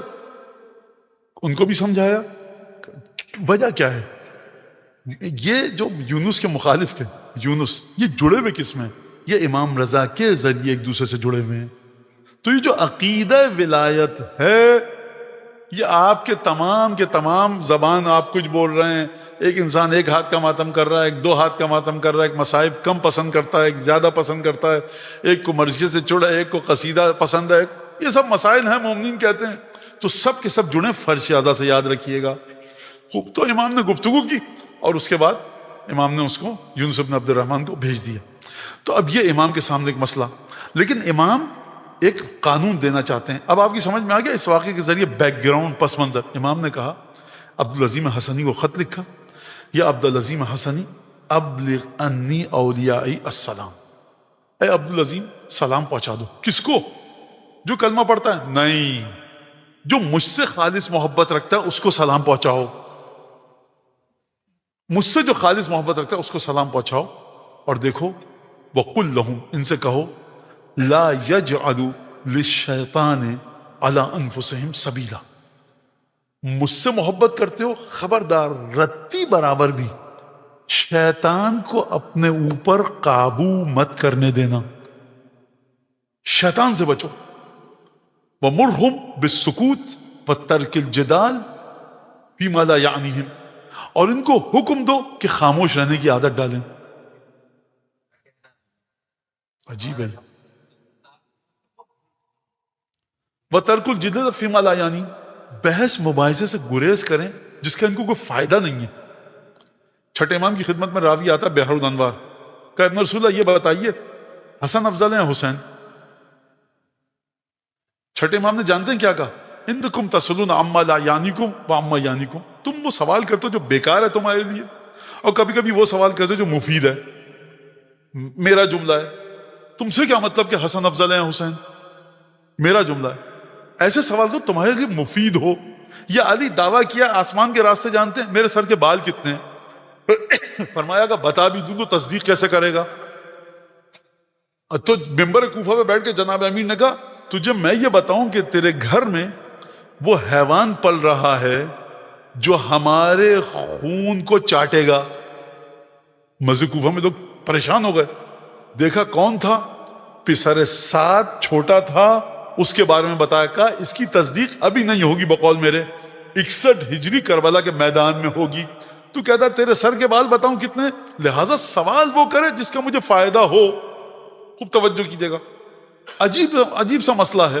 ابو الفضل عباس کا فاصلہ کتنا ہے شہزادہ علی اکبر سے؟ شہزادہ علی اکبر کتنے افضل ہیں؟ جناب قاسم کہاں پر ہیں؟ جناب زینب کی افضلیت زیادہ ہے جناب معصومہ قم کی؟ دونوں آپ کے لیے دختر رسول خدا ہیں۔ لہذا امام نے پسند نہیں فرمایا، وہ سوال کرو جو تمہارے کام کا ہو، جو تمہیں مفید ہو۔ تو امام نے فرمایا مرہم بالسکوت وترک الجدال فیما لا یعنیہم، ان سے کہو دیکھو جدال بحث کرنا چھوڑ دیں جس کا کوئی فائدہ نہیں ہے۔ قبر میں پوچھا جائے گا تم سے؟ نہیں۔ دنیا بنے گی؟ نہیں۔ آخرت نہیں۔ سکوت، ساکت رہنے کی عادت ڈالیں، خاموش رہنے کی۔ اور وَإِقْبَالِ مرہم اقبال بعضہم علی بعض، ان کو حکم دو کہ ایک دوسرے سے جڑ کر رہیں۔ والمزاورہ، ایک اور نسخے وَإِنْ كَانَ قَلِيلًا نُظُرًا، اور ان سے کہو کہ ایک دوسرے سے ملاقات کرتے رہیں اگرچہ کم ہی ہو۔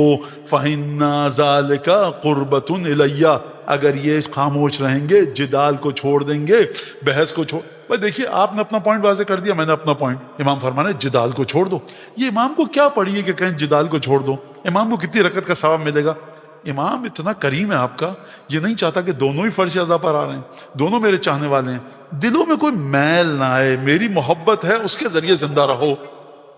لہذا فرمایا وَإِقْبَالِ بَعْضُهُمْ بَعْضًا، اور دیکھو ایک دوسرے کی طرف رخ کر کے رہو، منہ مت موڑو ایک دوسرے سے۔ وَالْمُزَاوَرَةِ، ایک دوسرے سے ملتے رہو۔ فَإِنَّ ذَلِكَ قُرْبَةٌ إِلَيَّ، یہ تم کام کرو گے نا تو مجھ سے نزدیک ہوگے۔ مولانا یہ تو شرک ہو گیا، مجھ سے نزدیک قربتاً اللہ کام ہونا چاہیے۔ سرکار خدا کی قربت ملتی ہی ان کی قربت سے ہے، لہذا قربتاً الیہ، یہ نزدیک ہو جاؤ گے میرے۔ اور اس کے بعد فرمایا دیکھو عبدالعظیم حسنی، ان سے کیا کہو؟ ان سے کہو فَإِنِّي عَلَيْتُ عَلَى نَفْسِي، امام رضا فرما رہے ہیں میں نے اپنے اوپر یہ وعدہ کیا ہوا ہے، اپنے ساتھ اپنے اوپر اس چیز کو لازم کیا ہوا ہے۔ کس چیز کو لازم کیا ہوا ہے؟ فرمایا اس چیز کو لازم کیا ہے کہ من اسقط ولی من اولیائی، جو میرے سچے چاہنے والوں میں سے کسی کو تکلیف دے تو میں نے خدا سے دعا کی ہے لِيُعَذِّبَهُ اللَّهُ فِي الدُّنْيَا أَشَدَّ الْعَذَابِ وَكَانَ فِي الْآخِرَةِ مِنَ الْخَاسِرِينَ، جو میرے سچے چاہنے والوں کو تکلیف دے گا، اذیت میں مبتلا کرے گا۔ میرے سر پر امامہ ہے صاحب، داڑھی ہے، ممبر پہ بیٹھا ہوں، میں جو چاہوں کہتا رہوں، آپ کی انسلٹ بھی کروں، آپ کو برا بھلا بھی کہوں، آپ کے دل کو دکھ پہنچاؤں، آپ کہیں گے امامہ ہے، سر کو جھکا لیا آپ نے، میں کچھ بھی کرتا رہوں، تو آپ امام فرمانے نہیں، دیکھو ہماری بارگاہ میں یہ امامہ ٹوپی شیروانی سو سلام مرثیہ پڑھنا، مائک پہ بیٹھا ہے، جھاڑو دے رہا ہے، مسجد میں آ رہا ہے، یہ نہیں ہے۔ ہمارا اگر ولی ہے، ہماری سچی محبت رکھتا ہے، اگر تم نے اس کے دل کو تکلیف پہنچائی، اس کو اذیت دی، اس کے ساتھ دشمنی رکھی، تو میں نے خدا سے دعا کی ہے، میں نے کیا دعا کی ہے؟ دنیا میں بدترین عذاب دے اور آخرت میں گھاٹے میں رہے گا۔ لہذا ایک چیز اگلی چیز یہ فرمائی، اور پھر فرمایا عجیب جملہ ہے، اور پھر فرمایا کہ دیکھو اگر میرے چاہنے والوں کے ساتھ یہ کام کرو گے تو میں نے یہ دعا کی ہے،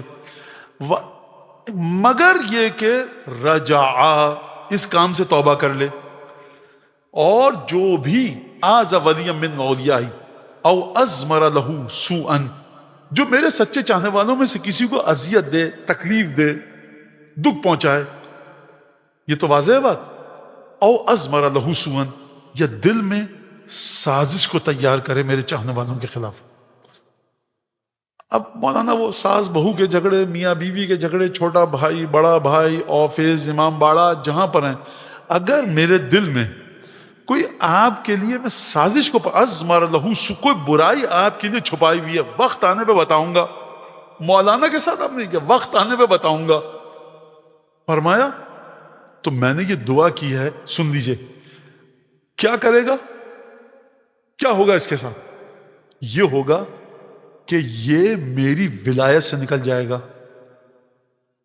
اور اس کے بعد یہ ہم ائمہ کی ولایت سے بھی نکل جائے گا۔ خوب توجہ کیجئے گا، امام نے دو ولایتوں کا ذکر کیا، یہ 8واں امام ہے، میری ولایت سے نکل جائے گا اور ائمہ کی ولایت سے بھی نکل جائے گا۔ جب رسول اللہ، جب آپ نے اپنی ولایت سے کہہ دیا تو ائمہ کی ولایت، امام فرمانا چاہ رہے ہیں دیکھو ہم میں سے کبھی کبھی ہو سکتا ہے یہ معنی ہو کہ میں شفاعت نہیں کرواؤں گا کسی کی، ہو سکتا ہے میری دادی کروا دیں، ہو سکتا ہے کہ میں کروا دوں، لیکن ہو سکتا ہے کہ میرا بیٹا نہ کروائے۔ غور فرما رہے ہیں آپ؟ یہ مت سمجھنا کہ امام کی ولایت سے نکل گئے تو بقیہ کوئی ائمہ ہماری شفاعت کروا دیں گے، فرمایا میری ولایت سے بھی نکل جائے گا اور تمام ہم اہل بیت کی ولایت سے نکل جائے گا، اور پھر وہ دوبارہ ہماری ولایت میں نہیں آئے گا۔ وَأَعُوذُ بِاللَّهِ مِنْ ذَلِكَ، اگر 8واں امام فرما میں خدا سے پناہ مانگتا ہوں اس بات سے، تو اس کا مطلب آپ سمجھیے کیا ہے۔ اور پھر یہ امام کے جملے ہیں اس انداز سے۔ اور اب امام نے ایک اور کام کیا، اپنے چاہنے والوں کی عقل کو پروان چڑھایا۔ عقل کو کس طرح سے پروان چڑھایا؟ حدیث جا کر دیکھیے کہ عبادت وہ کرتا ہے جو عاقل ہو۔ کیسے؟ مولا سے پوچھا یا رسول اللہ عاقل کون ہے؟ تو تم بتاؤ بھائی کیا ہے؟ کہا جو اچھے اور برے میں تمیز کرے۔ فرمائے تو جانور بھی کرتا ہے۔ پھر عاقل کون ہے؟ کہا وہ جو بہتر اور بہترین میں بہترین کی طرف جائے۔ اور یہ تفصیل کے ساتھ گفتگو ہے، میں اس وقت آخری بس لمحات ہیں اور میرا وقت بھی ختم ہو چکا، بس میں گفتگو اپنی سمیٹوں تو امام نے عقل کو پروان چڑھایا، تمام کی تمام چیزوں کو، فضیلتیں بھی بتائیں، بادشاہ کے ساتھ ٹکراؤ بھی کیا، لوگوں کو معجزے بھی دکھائے۔ آخری معجزہ بتا کر راوی کہتا ہے کہ میں نے دیکھا خواب میں امام رضا رسول خدا کو کہ میں نے کہا یا رسول اللہ خرمے رکھیں، کھجور آپ کے سامنے کچھ دیجئے۔ رسول اللہ مٹھی لی مجھے دیے، میں نے گنے تو 18 تھے۔ تو راوی کہتا ہے کہ وہ سمجھ گیا کہ اس کو 18 سال مزید وہ جیے گا۔ مجھے پتہ لگا باغ میں کام کر رہا تھا، راوی کہہ رہا ہے، کہا دیکھا امام رضا مدینی کے پاس کہیں آئے میں دوڑتا ہوا گیا، خرمے کا طبق رکھا ہے، کہا ابن رسول اللہ کچھ دیجئے، مٹھی اٹھائی دیے، گنے 18 تھے، کہا ابن رسول اللہ زدتنی، اگر کچھ زیادہ دے دیتے، کہا رسول خدا نے خواب میں اگر زیادہ دیے ہوتے تو میں مزید دیتا۔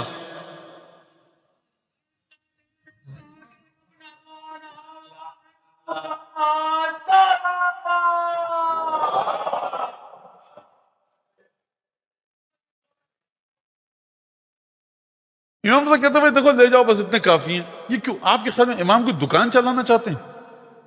پیر مرشد گدی نشین مخدوم سجادہ نشین بننا چاہتے ہیں؟ چاہنے والا ہے اس کے ایمان کو مضبوط کرنا کہ دیکھو ہمارا اور ہمارے جد کا ہاتھ عطا میں مساوی ہے. اور پھر اس کے بعد راستے میں جو معجزات دکھائے، پھر اس کے بعد جو قبر مطہر پہ جو معجزات ہیں، پھر اس کے بعد جو زیارت کی فضیلت ہے امام رضا کی. ساتویں امام سے حدیث ہے کہ سب سے بہترین تحفے قیامت میں کس کے زائرین کو ملیں گے؟ فرمایا میرے بیٹے علی رضا کے زائرین کو ملیں گے. لہٰذا جو لوگ زیارت پہ نہیں گئے ہیں، آغاز کرنا چاہتے ہیں، وہ جائیں امام رضا کی زیارت سے آغاز کریں. امام رضا کربلا بھی آپ کے لیے درست کریں گے، حج کا بھی ٹکٹ دیں گے، عمرے کا بھی. اس دروازے سے آغاز کیجئے کہ جو کیا ہے؟ غریب الغربا ہے، مغیث الشیعۃ والزوار ہے. فرمایا قیامت کے دن میں اپنے زائرین کی مدد کروں گا، اور امام رضا کی مدد مختلف ہوگی بقیہ ائمہ کی مدد سے. اور کل بھی انشاءاللہ ہوگا تو میں کچھ مزید گفتگو اس پہ کروں گا. لہٰذا یہ سلسلہ امام کو بلایا گیا بادشاہ کی طرف سے، اور امام نے جاتے وقت ایک عجیب کام کیا. اگر میں یہ کہوں کہ امام کی دو رخصتیں ہیں تو شاید غلط نہ ہو. جب امام کو مامون کے سپاہی لینے آئے کہ چلیے خراسان، تو امام گھر میں گئے. سپاہیوں کی روایت ہے کہ گھر میں جب علی رضا گئے تو گھر سے گریے کی شدید آوازیں آئیں. کہا یہ کیوں ہے؟ کہا کہ بتا کر آئے امام کہ اب اس کے بعد میں واپس نہیں آؤں گا. رسول خدا کی قبر پر گئے. راوی کہہ رہا ہے کہ میں وہاں موجود تھا، جاتے تھے قبر کا بوسہ لیتے تھے، جو بھی زیارت کے آداب انجام دیتے تھے، واپس آتے تھے قبر پر نگاہ پڑتی تھی، پھر گریا کرتے تھے، پھر دوبارہ جاتے تھے. وَفَعَلَ ذَلِكَ كِرَارًا، کئی دفعہ امام نے یہ کام انجام دیا. اب میں ایک جملہ کہہ دوں گا، ایام سفر ہیں کہ اپنا رسول اللہ آپ حجت خدا ہیں، بہادری کی بلند ترین منزل پر ہیں. آپ کے سامنے رسول کا لاشا نہیں ہے، جنازہ نہیں ہے. آپ کا دل برداشت نہیں کر پا رہا کہ رسول خدا کی قبر کو الوداع کہیں. مجھے یہ بتائیے دکھیا بہن نے کس طرح سے لاشے سے الوداع کیا ہوگا؟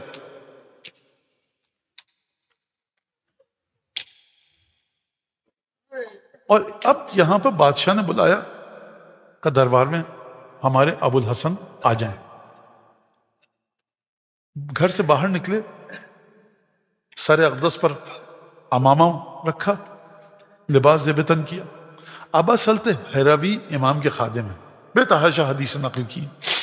کہا ابو سلط دیکھو ہم دربار جا رہے ہیں، اگر واپسی میں نقاب چہرے پر ہو گفتگو مت کرنا، اور اگر چہرہ نقاب نہ ہو اس پر تو گفتگو کر لینا.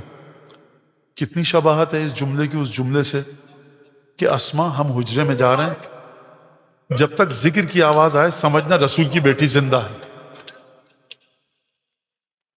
امام مامون سے ملنے گئے، انگور رکھے زہرالود، کہا انگور کھائیے. امام نے منع کر دیا. جبرن جبر کیا کیا گیا؟ انگور کھائیے. بعض علماء نے لکھا ہے ورنہ میں آپ پر فلاں غلط الزام لگا دوں گا. اب یہ مشیت الہی، حکم الہی ہے. امام نے 3-4 عدد انگور کے دانے تناول فرمائے اور ایک دفعہ اٹھ کر جانے لگے. کہا کہاں جا رہے ہیں؟ کہا جو تو چاہتا تھا تیرا مقصد پورا ہو. کہا کچھ اور انگور کھائیے. کہا اتنے ہی انگوروں میں تیرا مقصد پورا ہو جائے. مامون کے محل سے باہر نکلے، چہرے پر نقاب ڈالی، دق الباب کیا. ابا سلط ہیروی نے دروازہ کھولا. ابا سلط کہتے ہیں میں نے جو نقاب پڑی ہوئی دیکھی تو کلیجہ منہ کو آ گیا، برداشت نہیں ہو سکا، چہرے کا رنگ اڑ گیا، متغیر ہو گیا ابا سلط ہیروی کے. میں ابا سلط ہیروی امام کے صحابی ہیں، خادم ہیں، ہمارے لیے محترم ہیں. میں بڑے ادب سے ابا سلط ہیروی سے کہوں گا اے ابا سلط. امام رضا کے چہرے اقدس پر نقاب پڑی تھی، آپ خوف میں مبتلا ہو گئے، غم اور اندوہ میں ڈوب گئے. ذرا اس بہن سے پوچھئے کہ جس کے سامنے حسین جب آئے تھے تو سر تاپا خون میں ڈوبے ہوئے تھے. حجرے میں گئے، حجرے کے دروازے کو بند کیا. اب اصل کہتے ہیں کہ میری عجیب کیفیت ہو گئی کہ کب امام مجھے بلائیں، کب کوئی حکم آئے تو میں حجرے میں داخل ہوں. میں نے صدر دروازہ داخلی دروازے کی کنڈی لگا دی، بند کر دی، قفل کر دیا. اچانک دیکھا میں نے 7-8 سال کا ایک بچہ نہایت نورانی، چہرے پر بہت معصومیت اور طہارت گھر کے صحن میں دیکھ. میں نے کہا صاحبزادے آپ اندر کیسے آئے؟ دروازے پہ تو میں نے تالا لگا دیا تھا. اس بچے نے کہا جو خدا مجھے مدینے سے یہاں لا سکتا ہے وہ دروازے سے بھی مجھے عبور دے سکتا. اب اصل سمجھ گئے کہ یہ بچہ کون ہے. ایک دفعہ اب یہ بچہ آگے بڑھا اور اس نے آگے جا کر حجرے کا دروازہ کھولا. امام رضا نے جیسے ہی اس بچے کو دیکھا اتنی محبت تھی نوے امام سے کہ پوری طاقت کو اکٹھا کر کے امام دراز کش ہوئے، نیم دراز کش ہوئے اور ایک دفعہ اپنی باہوں میں محمد تقی کو لپٹا دیا. میں کہوں گا اے امام رضا آپ کے حکم کی تعمیل کر رہا ہوں. آپ پردیس میں تھے، غربت میں تھے، وطن سے دور تھے. اے امام آپ ہی کا حکم ہے کہ جب بھی کسی پردیسی پر رونا ہمارے جد حسین پر رونا. اے امام رضا خراسان میں آپ پردیسی ہیں، آپ نے اپنے بیٹے کو کلیجے سے لگایا، خوب جی بھر کر بوسہ لیا. آپ کے جد کی کیفیت یہ تھی کہ جب گھوڑے سے زمین پر گرے تھے تو بیٹا نزدیک نہ تھا. جب آنکھوں کو کھول کر دیکھا تو کسی کے ہاتھ میں تیر تھے، کسی کے ہاتھ میں پتھر تھے، کسی کے ہاتھ میں نیزے تھے. آپ کا بیٹا آپ کی آغوش میں تھا لیکن حسین ابن علی کا کوئی مددگار نہیں. ایک دفعہ امام رضا کی روح بدن سے جدا ہوئی. محمد تقی سلام اللہ علیہ نے گریہ فرمایا، اپنے بابا کو کفن دیا، غسل دیا. اب اسد نے کہا اے آقا زادے کہ آپ کی مدد کے لیے آؤں. کہا کہ قطع نہیں. معصوم کے جسم کو صرف ہمارا عقیدہ. نماز پڑھائی اور دوبارہ جنازے کو تیار کر کے امام محمد تقی دوبارہ مدینے چلے گئے. میں بس ایک جملہ کہوں، جب امام محمد تقی مدینے میں داخل ہوئے ہوں گے، جانتے ہیں کتنی پھوپیاں ہیں امام تقی علیہ السلام کی؟ 17 پھوپیاں ہیں. جب بتایا ہوگا کہ بابا کو کفن دے کر آ رہا ہوں، بہنوں نے کتنی شدت سے گریہ کیا ہوگا. لیکن نوے امام موجود ہیں. آپ اپنا غم لے کر جاتے ہیں کربلا، نجف، بہت تکلیف میں. آپ کو زری دکھتی ہے امیر المومنین کی، گریہ کرتے ہیں، ماتم کرتے ہیں، دل کا بوجھ ہلکا ہوتا ہے. تو بہنوں نے جب سنا ہوگا کہ امام رضا شہید ہو گئے، گریہ کیا ہوگا، ماتم کیا ہوگا. ایک ایک پھوپھی آئی ہوگی، محمد تقی کو کلیجے سے لگایا ہوگا، امام تقی کے چہرے کو دیکھا ہوگا، سکون آ گیا ہوگا. شاید 1 گھنٹے بعد، شاید 2 گھنٹے بعد، شاید 4 دن بعد. لیکن پھر تاریخ نے نقل نہیں کیا. امام وقت ہے نا امام تقی، دل کو سکون آ گیا ہوگا. ایک ایک پھوپھی کے پاس گئے ہوں گے. جب پھوپھیوں نے شدت سے گریہ کیا ہوگا تو کسی خواتین نے لا کر پانی دیا ہوگا. میں کہوں گا اے امام تقی آپ بھی اپنے بابا کی زیارت کر کے آئے خراسان سے مدینے، اور سید سجاد نے بھی زیارت کی. لیکن فرق کتنا زیادہ ہے کہ آپ جب اپنی پھوپھیوں کے پاس گئے تو آپ کے گھر کو آگ نہیں لگائی گئی تھی. آپ کی پھوپھیاں ایک خیمے سے دوسرے خیمے میں نہیں تھیں، آپ موجود تھے. لیکن آپ کے جد حسین کی بہنوں کو کوئی تسلی دینے والا نہ تھا. زینب کبریٰ کے ہاتھ رسن بستہ ہیں، رسول کی بیٹیاں ہیں. بغیر ہماری کے کربلا سے کوفہ، کوفہ سے شام کا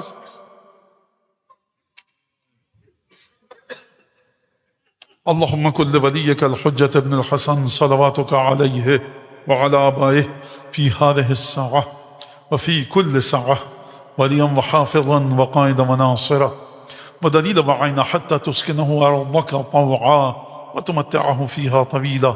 اللهم بحق محمد وآل محمد عليك صل على محمد وآل محمد وعجل فرجهم أهلك عدوهم من الجن والإنس من الأولين والآخرين، واكفنا ما همنا وارزقنا العافية ووسع أرزاقنا وطول أعمارنا مع الصحة والسلامة في الجسم والروح.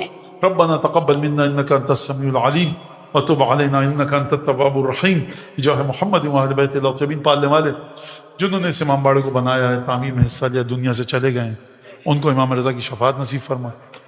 جو لوگ آج بھی اس امام باڑے کی خدمت کر رہے ہیں ان کی نسل میں، مال میں، اولاد میں، رزق میں، عبادتوں میں برکت عطا فرما. جو مومن مومنہ اس فرش اعضا پر موجود ہے، 8ویں امام کی شفاعت دنیا اور آخرت میں اس کے شامل حال فرما. پروردگار اس قلیل عبادت کو جس نے آج کے اس فرش اعظم میں حصہ لیا، جو مجھ سے پہلے انگریزی زبان میں مجلس ہوئی، جو اب یہاں مجلس سو سلام نوحہ مرثیہ کسی بھی حوالے سے جس نے اس فرش اعظم کے منعقد کرنے میں حصہ لیا، پروردگار امام عصر کی بارگاہ سے اس خدمت کو شرف قبولیت سے مزین فرما، امام زمانہ کے دل سے ہر دکھ کو دور فرما، ہر خوشی عطا فرما، پروردگار امام کے ظہور میں تعجیل فرما، ہم کو مولا کے انصار اعوان میں شامل فرما، سو سلام نوحہ مرثیہ سبیلے لگانے والے فقہا علماء مراجع محدثین، ہمارے ذوی الحقوق تمام والدین اور والدین کے والدین، ان کے ذوی الحقوق خونی رشتہ دار جو اس دنیا سے چلے گئے، آٹھویں امام کی شفاعت نصیب فرما، ہم سب کو امام کے انصار اعوان میں شامل فرما، امام رضا کے صدقے میں جو مومن مومنت جو دعا لے کر آیا یہاں پر اس کی دعا کو قبول فرما، حاجت کو برآوردہ فرما، تابوت برآمد ہو چکا، یا حسین ماتم حسین۔